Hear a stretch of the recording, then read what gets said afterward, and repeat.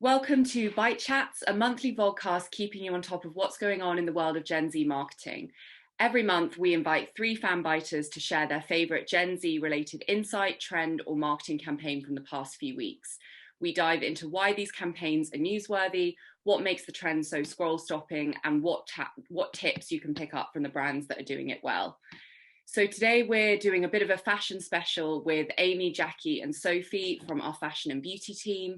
So if you guys want to introduce yourself, maybe starting with Amy first, yourself and your role at Fanbytes. So my name is Amy and I'm the junior account manager in the fashion and beauty team. Great, and Jackie? My name is Jackie. I'm the senior campaign manager in the fashion and beauty team, sort of leading the campaign side of things, managing really cool fashion brands and campaigns. Great, and Sophie? So my name is Sophie. I'm the fashion and beauty director. So I help do all the kind of strategy for our beauty and fashion brands across the world. Perfect. So we're going to kick off with Amy. What is the insight or campaign that you've decided to talk about this month? So this month, I've decided to talk about the impact of TikTok and Gen Z for London Fashion Week, and also how euphoria has been massive on TikTok and how it's influenced loads of fashion and beauty choices. Okay, great. So what are the key things that you've pulled out that have happened in London Fashion Week? Obviously, it was a couple of weeks ago now. Yeah. So what's kind of been dominating the space for London Fashion Week is these up and coming and emerging designers.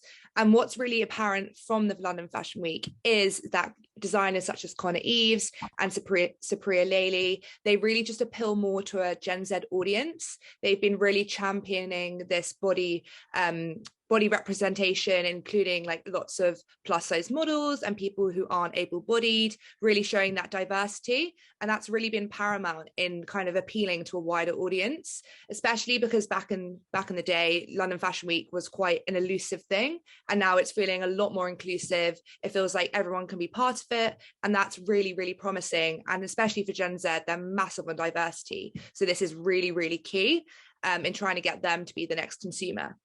Mm-hmm. Yeah, and I think just looking at some of the kind of research and the articles that have been around London Fashion Week, one of them that I think you might have sent over, Amy, said that the 3 key themes that came out of London Fashion Week this year was sort of nostalgia, storytelling, and brand values as well. So obviously you mentioned inclusivity. Yeah. Do you think that's something that has actually been represented across all designers, or is it more those up and coming ones and the kind of more traditional legacy brands are getting a bit left behind? Yeah, I definitely think the up and coming brands are more championing body diversity and inclusivity and diversity in comparison to the kind of more established brands. I feel like they're trying to jump on the bandwagon, but I think the emerging brands seem to do it better. They're more in the spotlight. And I do feel that, these established brands are getting left behind slightly. And I think Gen Z noticed that. And, on TikTok, especially with London Fashion Week, there's been so much trending on the platform. And one thing in particular to notice is that, these Gen Z influencers like Mia Regan, they're championing these small designer brands that are up and coming. And people are noticing that. And they're kind of like, oh, who's this designer? Let me go and follow them. So it feels like it's more for everyone in a sense, rather than these like really established brands with really high price points that Gen Z especially wouldn't really be able to afford. So I feel like it's more inclusive in that sense. Yeah. And then you obviously touched on euphoria as well. Yes. So I don't know, from kind of all of you, why do you think that sort of nostalgia, that content, that sort of like, I guess it's the Y2K fashion that is like coming back. So yeah, why do you think that is for Gen Z? So Y2K has had a massive revival just in general and on TikTok, especially. It's been saturating the platform incredibly. And I think designers are really implementing the Y2K kind of theme into most of their collections. And that's especially apparent in Euphoria. It has a very Y2K focus. They're championing these kind of contemporary brands like Meow and Charlotte Knowles. And especially for TikTok, it's a very mimicky platform. So a lot of inspiration, a lot of trends derive from there. Especially there was a trend where it was like, why are you not in uniform? And you'll come out wearing your most flamboyant outfit. And that's kind of representative of Euphoria and what it represents, being really creative and being really expressive. And that as a TV show, which was a Gen Z focus, in like dual focus with TikTok, meant that it absolutely saturated the platform completely. Mm-hmm. I'm actually ashamed that I haven't watched Euphoria yet. It is on you my need list. to. You need to. But I think on that note, like, there's a difference in the way that Gen Z specifically are shopping now. You know, even on things like Depop and these fashion resale sites, people search, the things that they're searching is like Euphoria style fashion, Y2K, everything's shot by trends. Yeah. So it makes sense that these kind of cult obsessions that become, like, whether it's a TV show or whatever it might be, becomes a kind of focus when it comes to fashion. And this is what's kind of like driving that inspiration, just from the way that people are shopping now. Well, Gen Z specifically. Yeah, definitely. And do you think as well that there's been a lot around nostalgia just generally on TikTok, not even to do with fashion, but just these sort of nostalgic trends? Do you think, from my side, I think there's definitely an element of younger people, there's a lot of stressful things going on in the world. It's a really difficult time. There's, you know, COVID, war, everything else, that it's like harking back to this, what we perceive as a simpler time almost. Yeah. I think there's definitely something in that. I do think that we're in this day and age and we're looking back towards the 90s as nostalgic. I think the previous generations will have done the same. They look back towards the 80s and the 70s, but there's definitely something, especially at the moment with everything going on. People go back to what feels comforting, and they go back to, like you say, what feels like a simpler time. And you kind of want to latch on to that thing that, you know, hindsight's a wonderful thing. Everything always looks better with rose-tinted glasses. But there's definitely something about going back to what feels safe almost, and what feels like that comforting, familiar feeling of, oh, like the good times gone by. What about, you know, like the best times? Also, 90s fashion was pretty, I mean, I remember there was a time when we used to talk about it and we were like, it was the worst thing ever. But now I look back and I'm like, I love that. Yeah, and music as well. I still maintain that time was the best for music. And Sophie as well, you've because you run your own sustainable fashion brand on the side as well. So obviously sustainability has also been a big push at London Fashion Week, and just generally but for me that's a little bit of it feels a little contradictory, in the sense that actually there's a lot of fast fashion that's growing as well. So is Gen Z actually more sustainable, or are they not? Yeah, it's such a good topic of conversation, actually, because on the one hand, if you're a luxury brand now, you need to be pushing sustainability, because otherwise you are going nowhere. The fact that all these new brands, with the fact that we've got social media now and we've got everything at our fingertips, you know, it's much easier to find manufacturers. Even in the past few years, I mean, for me, it took a lot of, like, there wasn't as much availability on social media to find when I was putting my brand together a couple of years ago, to kind of find what I needed. But now it's much easier. There's companies that help you set up brands, that sort of thing. So on the one hand, there are all these new brands popping up who are pushing sustainability because they know they have to. They're Gen Z or millennial backed, and that's a topic of total interest for them, and it's something they know they have to invest in, and therefore bigger luxury brands have to follow suit. However, there is also the brands popping up that it is still fast fashion. I think that the difference now is there's a lot more kind of like fashion resale, you know, fashion renting. People are trying to keep it in the loop, like trying to keep it in that the process, you know, you're giving and you get sick of something and you sell it and you can buy something else on these platforms. So it's definitely, the word sustainable, everyone wants to think that they're a sustainable brand. The way that you do things is, I prefer to call it kind of slow fashion, you know, like made to order, not just getting a load of stuff made and then selling it for super cheap. I think there's definitely a difference between being sustainable as a luxury brand with a higher price point, where the reality is you are probably paying more to have things made, you're getting the right manufacturing, you're doing it in a much slower way. And then the other side of things, where these brands are much kind of lower price point, much more accessible, and they're calling themselves sustainable. And I kind of question, really, well, how are you having these things made for and selling them for a fiver. Yeah, I was thinking as well of is it Pretty Little Thing that have launched the resale platform? I don't know. Do you have any thoughts on that? I think I definitely have thoughts on like the Pretty Little Things and the Boohoo's of the world, and I think there's a big difference in when they call something sustainable. So when I call something sustainable, or when I call something ethically made, there's a hell of a lot of work to be done. I can't comment too much on their sustainability platform or whatever it is that they might have launched, but I mean, I would love to know the ins and outs of that. Mm-hmm. Sure.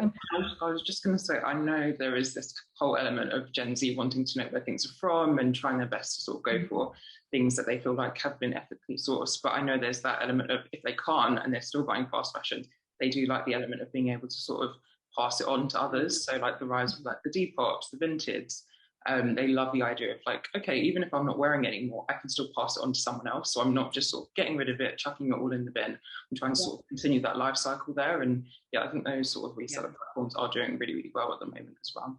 Yeah, so it might be better than nothing. Yeah, I'm doing like, even if I can't be completely like sustainable, it's that element of not chucking it away, still passing it on to someone else who can appreciate it and still wear it.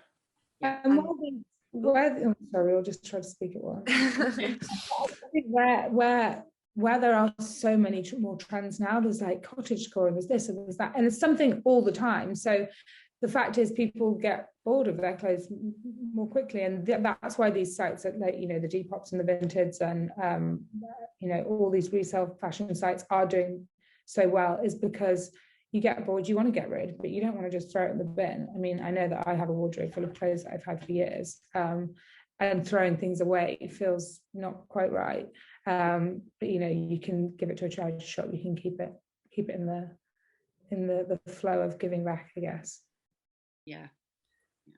I was going to say that in terms of upcycling on TikTok, it has like over 1 billion views. And it's something that, especially with these up and coming designers, they're really championing using like dead stock fabrics. And that element of sustainability is something that does really appeal to Gen Z, kind of mirroring what Jackie and Sophie just said. Depop and Vinted and all these, and Vestiaire Collective, all these resale platforms, they're trying to make sure that they're as sustainable as possible, that piece of clothing is having another life. And that's incredibly important for Gen Z. So that's, just something to add. Yeah. And then just going back to London Fashion Week as well, obviously, Amy, you kind of touched on the fact that it's no longer this sort of exclusive event that people don't really know what goes on behind closed doors. And TikTok, a lot of the trends have been that actually designers bringing people backstage, like showing the models getting ready, showing kind of the planning, really sort of taking off the veneer of London Fashion Week. And so do you think that's just something that the fashion world needs to sort of accept now, or do you think it could go back a little bit more to that sort of keeping it exclusive? I guess it's that finding the balance between, they do still want it to feel exclusive, but the world is increasingly more open and shareable. Yeah, I definitely think that, with TikTok as a platform, every trend is mimicked, all the inspiration is put on TikTok, and everyone's kind of putting their own spin on things. I think, moving forward, now that we're becoming more progressive and we're having more body representation and we're becoming more diversity in the fashion industry, I think there will be elements of exclusivity, but I do think it's becoming way more inclusive for everyone. It's not just famous people attending runways, it's TikTokers, it's famous people from Instagram. It's becoming a lot more social media dependent than back in the day, when it was just, if you're a celebrity, you're invited, you sat front row, you'll see the kind of photos on Vogue runway. It is feeling like people who aren't just celebrities, people who are famous on TikTok and people who have got influence in the fashion industry are really gaining their seat at these runway shows. And I think that is imperative moving forward, that it should be inclusive, it should be fun, everyone should be able to have their own take on it and enjoy it, whether they're watching it digitally or they're watching it in person. So I do think it is becoming more progressive in that sense. Yeah, great. And then a final question just on this section of London Fashion Week. Obviously, we've started to see that sort of blending between the digital and the physical world a lot more. And I think it was Hugo Boss did that sort of challenge, the Boss Challenge, and you could win an NFT jacket, and yeah, there's kind of all these different ways that people are sort of exploring the metaverse and things. What do you think, for each of you, the sort of biggest trend in that way is going to be with the emergence of the metaverse and all these other areas? I think, and this kind of probably segues on to what I was going to discuss today, but I think that what Amy just touched on is, you don't have to be even related to fashion. You don't even have to have an interest in fashion. The rise of the TikTok influencer and the rise of the influencer themselves, it needs to just be an obsession point. I think something that Gen Z become obsessed with. It doesn't have to be someone that's super interested in fashion. It has to almost be a sense of feeling, like a sense of lifestyle, an essence that becomes this obsession amongst that younger audience. And this is what brands kind of are tapping into, and that what they realize that they have to incorporate. Even the super luxury brands that have been around for ages have to have that weird and wonderful niche to them now. That kind of, there's always been a sense of art with fashion, whether it be at the couture shows and those kind of amazing pieces that you see on the runway that people aren't going to really wear in real life. That, I think, is almost changing to the fact that now, there's a sense, social media is coming into that now. It's like, what is the world obsessed with? What is that younger generation obsessed with? And brands are kind of like having to tap into that and tie that into the essence of how they do things. Mm-hmm. Yeah.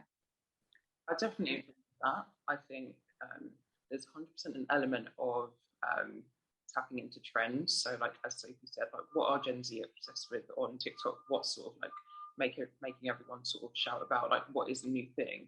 And then almost having that inclusivity for everyone. I think Amy touched upon it already, that, a lot of brands, typically sort of some of the bigger fashion houses, were very exclusive. Like, you would have to get an invite, only certain people could attend certain shows, but now they are inviting TikTokers, they're inviting influencers, they're inviting bloggers, because, to be fair, they do need these people. There are loads of stats that say Gen Z get their fashion inspiration from influencers. They buy because of influencers. So brands need to have these people at their shows, but also, make it more of a lifestyle that, certain influencers have attended because they're part of that brand ethos. And it's not just, celebrities or people that have a certain style, it's everyone. So I think being super inclusive, similar to what Sophie said about also tapping into different niches. It doesn't have to just be fashion people. It can be artists, it can be sports people, it can be people from so many different niches, to also show you that there's something for everyone. And being super relatable, I think, is a key thing. One thing that we do so well in a lot of our campaigns is sometimes we'll source influencers that are not necessarily fashiony. They can be quite lifestyle-y or have like other hobbies, just to show you an element of something different. And that works really, really well in terms of engaging people and showing that there is something for everyone out there. And fashion brands aren't just exclusive anymore. They really want to show that everyone can be part of it, everyone can be part of the lifestyle. It's obtainable for everyone. Because I think there's sometimes that aspirational feel of, you can't get this unless you get to a certain level, or you can't afford this unless you're a certain person. But really just trying to show that everyone can get to that point at some point to be part of this lifestyle of this brand. Work really well. Yeah. And I think, in contrast to, things digitally and seeing things online and like the appeal of the metaverse, I think people want to hold something tangible. They want to see a runway show in person. They want to have an experience and have something to look back on.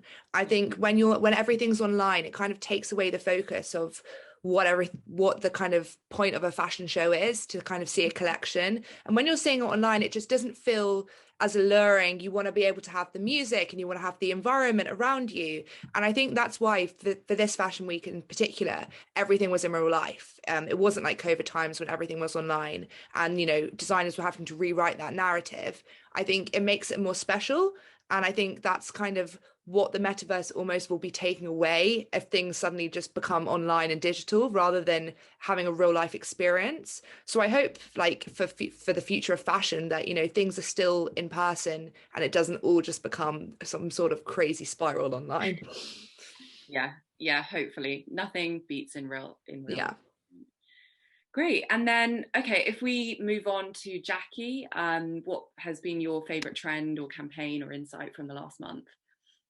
Yeah, so I've been looking at the Burberry Forecast campaign. So I think Burberry are one of the sort of top luxury brands that are actually getting it right on TikTok at the moment. So their sort of Burberry forecast campaign is all about just how Burberry outerwear can be sort of used at any season for everyone. They're doing some amazing pieces of content on TikTok at the moment, using some really diverse creators, some really fashiony, edgy people, but also people that are a bit more lifestyle-y as well, like Daisy Jelly.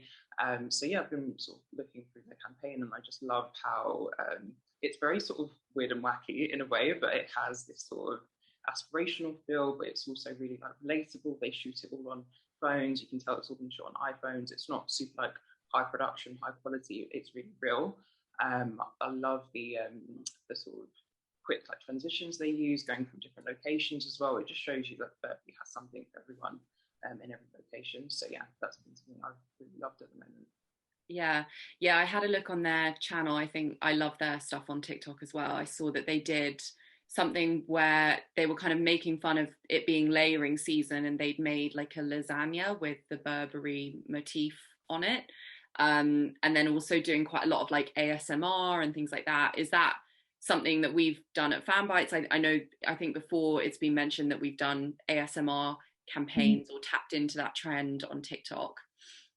Yeah, definitely we have, especially in the beauty industry as well. I think there are so many different content pillars that work really well on TikTok, and I think some of them are like shop tactics and, you know, sort of just weird and wonderful ideas because people want to see something that's different. And I think the key thing for a lot of these brands to really sort of stand out on TikTok is bringing something a little bit different. So, you know, it can't be just you posting, you know, Instagram content on TikTok, because we do see a lot of brands do that and they're not getting it right, or posting sort of commercial content that looks really sort of high production or like very sort of selly. It's all about just being very TikTok native, and ASMR is massive on the platform. I think the hashtag ASMR has over like 1 billion views at the moment. So really seeing what's working, how to sort of adapt your brand or change your messaging to fit into what's relevant on TikTok. But also, yeah, using you know, content that may not necessarily feel very fashiony, but it stands out and really catches the eye. I think that's really key. Yeah. Have what has been, just from your perspectives, like, have you got like a standout campaign that we've maybe done at Fanbytes for a client that was a little bit unique or something a bit different that they wouldn't normally do? Yeah. I was going to say, recently we worked with Penhaligon's for their first TikTok activity. And that was a really great campaign in terms of using a fragrance brand that is quite niche. It's very British. It has a very enchanting and whimsical feel to it. And we had a range of influencers onboarded. We had male and female influencers. They weren't typically beauty influencers, the male people. They just wanted to incorporate the product into their content. And we got some really, really amazing content. It felt very high quality. It felt very polished. It felt very on brand with what Penhaligon's kind of core values are, to feel quite premium and quite luxury, but it wasn't almost too polished so that it looked like a real high production ad. It just was really native to each individual influencer's style of content. And the content that we got was really arranged. We got some people emulating what they'd be if they were a perfume as a fashion creator, and we had some lifestyle people just do like some really aesthetically pleasing shots incorporating the product in. And it was really great to see different variety of influencers use the product in a really cool way that kind of was a real sensory overload. It made you want to go and get the product straight away. It was shot really beautifully. So that was kind of an example recently that who we've worked with. I think what it's for brands now, often they can be really confused about, okay, you know, we know what we like, we know what our personality is on Instagram, but how do we kind of translate that to TikTok? And it's not about just saying, okay, this is our aesthetic and this is what we're going to do on TikTok. You can pick, but you have to decide what the brand messaging is, which they should already know, and then what is going to be the best way to communicate that on TikTok. And you can pick a few different content styles. You could be, you know, ASMR, one really comedic, and then something more aesthetic and dreamy and cinematic, and then stick to that and make sure that the messaging is consistent across all the content. But there are various different styles. One's a little bit more fun and engaging. One is that kind of more dreamy, aspirational type of vibe. And it's just about making sure that you have a few different styles, but each that kind of tells your core messaging, but in a way that's not just going to be pushing for the beautiful kind of clothes or product or whatever it might be, but also engage and give that bit of that personality. So, you know, the slightly funnier things or the ASMR is a really great way to do that, especially on TikTok. Yeah. Do you think there is a danger as TikTok becomes more polished and, you know, more brands head to the platform, more luxury brands, of it going that way that Instagram kind of did, where it became quite professional content and it sort of loses that authenticity that people love about TikTok? Do you think that is already happening? I actually think, you know, we know from stats, people go to TikTok to feel happy. I think it's like 60% of people, 70% of people said that they came from off TikTok feeling happier. I don't think that it's going to change in the way that it's much more real. In fact, especially with some of our beauty brands, we're seeing so many brands that are asking for, you know, influencers who have really bad acne or they've got really bad skin problems, because the audience wants to see that real, you know, problem, that and they want to know, like, what is the solution that I can get, you know, as an audience member, I can see that this person has the same problem as me. What are they doing? How can I copy them and then solve the problem? I don't see that going anywhere anytime soon. I think people are sick of the fact, you know, on Instagram, everything is and has been up until this point very airbrushed, and you know, it's not real, right? It's edited. It's the highlight reel of everyone's life. And I think even on reels now, you are seeing a little bit more of that kind of more real content, but nowhere near as much as you are on TikTok. And I personally don't see that going anywhere. I think that is why TikTok is so popular. And I can't see it going down the route of Instagram anytime soon. Touch wood, because I feel that it would be a shame. Yeah. I totally agree with that. I think we have a number of brands who actually approach us and say, any influencers we use, they must not use any filters, you know, change their image in any way or use anything that's going to like enhance something in a really unnatural way. And I think that's a big thing, and that's really TikTok. Like, I don't think Instagram can ever really have that, because they have so many filters, so many ways to sort of change, and that's just Instagram. We know that sort of works on that platform, but I think with TikTok, it's all about being completely unfiltered, raw, relatable. We know from stats and from a lot of the sentiment that we see on under comments and things like that, that people don't like anything that looks too fake, too polished, you know, things where they can't feel like they relate to the influencer. So yeah, definitely agree with Sophie there as well. Yeah. And generally luxury as well, like luxury brands in particular are probably struggling in that sense to find the place on the platform as much as kind of these more affordable brands. So yeah, I think there was this recent report by Vogue, and they did a survey and they found that the top reason that people want to engage with luxury content on TikTok is to be entertained. And do you think that a lot of luxury brands are not hitting that brief? Basically, they're not getting that right. I think that the brands are definitely in the figuring out and the exploration phase. We have so many luxury brands coming to us at the moment and saying, tell us what we should be doing. You know, how do we do TikTok? How do we put across our message as a luxury brand and still maintain that air of luxury, but in a way that's going to be native to the people that are watching TikTok videos? But you know, some brands are doing it well. Some brands are kind of getting to grips with it, getting on board with it. There's definitely, I think it's a really exciting place to be for luxury brands, because we're in a position now, there's going to be a pretty relatively short period of time where it's like you can be a leader, a conversation leader, you figure it out and own it, and then, you know, kind of lead the conversation in that game and in your space. Yeah. And then we touched on it briefly, but when it comes to niche communities, so Burberry actually did this recently where I think they did Burberry times BMX. So they did a sort of partnership and were getting involved in the BMX community, which doesn't necessarily fit, like it doesn't kind of naturally fit in your head, Burberry and BMX. So for other brands, like from all of you, do you think there are any key communities on TikTok that brands should know about? And also, like, what's the best way for brands to get involved with those communities in a way that doesn't feel inauthentic? Yeah, I did. We've actually run quite a few amazing campaigns for brands where they've actually asked us specifically not to just go for fashion people. So one that came to mind was Ganni. I think we ran the campaign last year, and they actually said we want like skater girls, and we want artists, and we want girls who are a little bit different. And for us, that was like a breath of fresh air, because we're constantly sort of looking for these up and coming people who have a really engaged audience, who are really amazing at what they do. But sometimes they're sort of seen as like super alternative, but why not? These girls love fashion too, and you know, they're great at representing something completely different.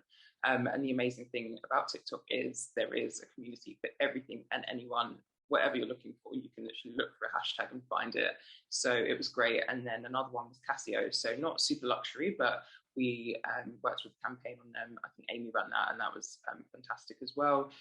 They wanted people that were into sort of parkour and free running and that sort of thing, and they were really just showcasing watch whilst they were doing some amazing stunts. And that also catches your eye, because it's very, very different from just like a typical watch ad. But I think it's just that element of inclusivity, as we've said, you know, showing that everyone can be part of it, everyone can wear it, everyone can own it. You know, there is that sort of idea that everyone's sort of coming together to be that typical audience for them now. So yeah, I think that's another great example. And then finally, just would love to hear on this section who your favorite luxury brand is on TikTok at the moment. So from my side, my favorite is Porsche, the car brand, which I just think I love their stuff that they're doing, that they've really shown how you can be like a luxury product and brand, but that they're just kind of taking the piss out of themselves in most of their content. Like they recently did a rap that was like taking Porsche TikTok comments and turning them into raps, and it was all like negative comments from people, and they turned it into like a funny humorous rap. And then they get a lot of creators, put them front and center of their content as well. So yeah, would love to hear just from each of you who your favorite brand is from the luxury sector on TikTok. For me, I think Gucci's really nailing it. They're doing really well. They're kind of like tapping into that you know, weird and wonderful side of things. They are like dominating the space. The content is fun, it's wacky. They're partnering, you know, collaborating with people that you wouldn't expect, that are totally kind of outside of what you'd expect for Gucci. But yeah, I think that they're doing it pretty well. Amy?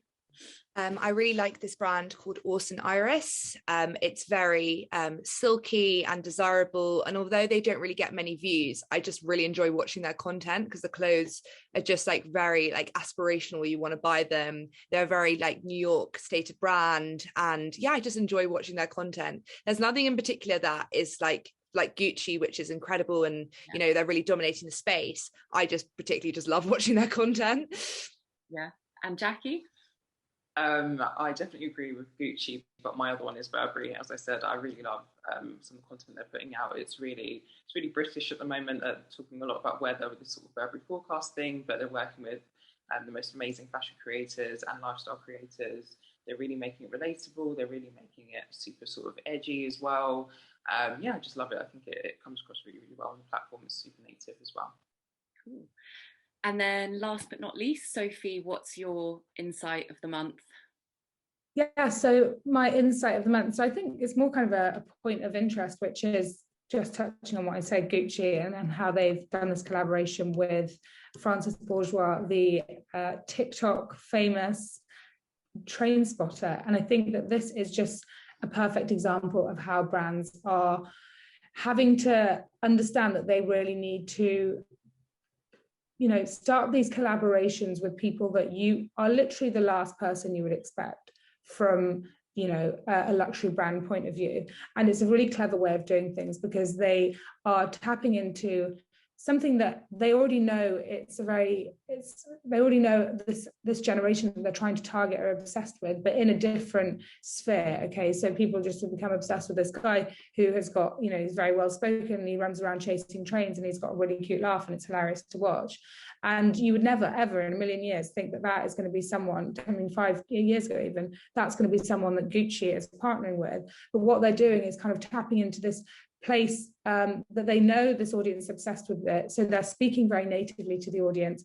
It is not always just about the clothes and the fashion and the thing that you're putting out there, like I've kind of touched on already. It is about that feeling, that essence, that sense of like joy and entertainment nowadays as well. And I think that it's just a very clever way of doing things. I mean, that I think people were pretty shocked to see the collaboration when it first kind of went live, but for me it's just exactly the way that if you want to be a conversation leader for as a luxury brand, and specifically as a luxury brand that is kind of a heritage brand and it's been around for years, and it's not a brand new one, it's not something that's very here right now, look at what we're putting out there and we're so new. It is something that's been around for a while, and it's about not changing the perception of the brand, but letting people know that we can tap into this too. We are here, we know what we're doing, we're not being left behind. I think that the collaboration is just a very clever way of doing things. Mm-hmm. Yeah, I mean, it's interesting as well because at Fashion Week, I think there were actually fewer influencers and more celebrities than before, even though social media coverage was up about 20% over Fashion Week. So do you think even despite that, there is still this kind of, this perception that TikTokers aren't as good and like aren't good enough to be there almost? I definitely think that, look, we've just come out of COVID. I don't think that people are suddenly, the designers are going to be like, let's just sack off the people that we've always been inviting to our fashion shows, and why should they? Just for, there's a conversation around how talented influencers actually are and should they get this X, Y, and Z. But I think, there's also a level where celebrities themselves are kind of diverting into and divulging their TikTok and Instagram personalities as well. So I think that we can't, slate the influencers too much. It doesn't really surprise me that the fashion shows are still more heavily outweighted by the celebrities. But the way that things are moving, who knows in a few years' time whether that will be the case. Just in the way that people used to kind of look to magazines and celebrities for their fashion inspiration and now are looking to influencers for it. Why would that mean that in 5 years' time, all the people that are going to be sitting at the fashion shows, the top fashion shows, are going to be celebrities? It could very well be that they're more heavily outweighed with influencers. Yeah, I think that even the celebrities that were there, the ones that kind of drove the most conversation and coverage for them were people like Dua Lipa and Cardi B. So people who were already sort of their career, they've really massively integrated social media into that, which is why they're so popular with Gen Z as well, and K-pop as well. K-pop stars were. This is literally the start of us going to be seeing so much more of this. I think that other luxury brands are going to be sitting now in their marketing, planning meetings going, okay, what can we do that's like this? What can we do that's similar? Because that is what is grabbing the attention of that generation. If you want to be tapping into Gen Z, Gen Z even when I'm American, if you want to be doing that, you have to be speaking their native language, and you have to be cutting through that clutter and cutting through the noise that is on TikTok, and doing so in a way that is like, whoa, that's a bit weird and wonderful and out there, but yeah, I kind of like it. You have to do something that you're thinking about before the audience has even thought it might be a good idea. What's one of the kind of most successful influencer campaigns that we've done at Fanbytes, or one of your favorite influencer campaigns that you've worked on, and why, for sort of different it doesn't have to be fashion, it could be beauty, it could be something else. Do you have like a favorite? I think mine was Lilo, because we really tapped into, getting comedy influencers onboarded, and it was so successful in terms of clicks. We got over 21,000 clicks, which is really impressive for a singular campaign, and we didn't even have that many influencers onboarded. And the content was actually shared internally for their team, and they said it was probably one of the best pieces they've ever seen. It really just felt so authentic to the creator, and it was just a really good example of an ad not being an ad almost, because it just felt so naturally integrated into their kind of content. So that was definitely my favorite campaign to work on. Jackie, do you have one? I have many. Definitely, we've worked on so many amazing campaigns. But I think one that we're working on at the moment that I'm really enjoying is with Kiss. So they're a stick-on nail brand. We're doing quite a lot of amazing things like account growth. We've been able to grow their account by over about 50,000 followers from creating our own account. And what I've loved most about it is that we've tapped into so many different content styles. So we've created ASMR content, we've created blog style content for them, we've created content around sort of day in the life series for them for their page, and it's all done really, really well, where they've had so many people sort of sharing content and brand sentiment such as like, now seeing this, I'm going to go in store and buy this, or I'm going to try on your nails. So that's been amazing. But I just love the fact that we're able to try out so many different things and see that it works. And from our expertise, we know exactly sort of, what Gen Z are looking for now. We're able to sort of identify straight away that what is going to work for a nail brand and put it into practice and see great results. We're also sort of running an awareness campaign, and we're seeing really amazing views as well, almost 3 million views in a couple of weeks across content on different influencers' pages. So that's been amazing to see. Great. And then finally, Sophie, do you have a favorite? Yes, so I think we're running a campaign, like a global campaign with Guess at the moment on an ongoing basis, and that's kind of for that eyewear range, which I guess you wouldn't think is I don't think of eyewear when I think of Guess, and so I think that that's been really, really cool to kind of see the various different types of content that we've had across each country. So yeah, that's probably one of my favorites. Great. Perfect. Okay, well, that's probably time to wrap up. So thank you so much, Amy, Sophie, and Jackie, for taking part in this month's Byte Chats, and we'll do another one next month. See you soon. Thank you.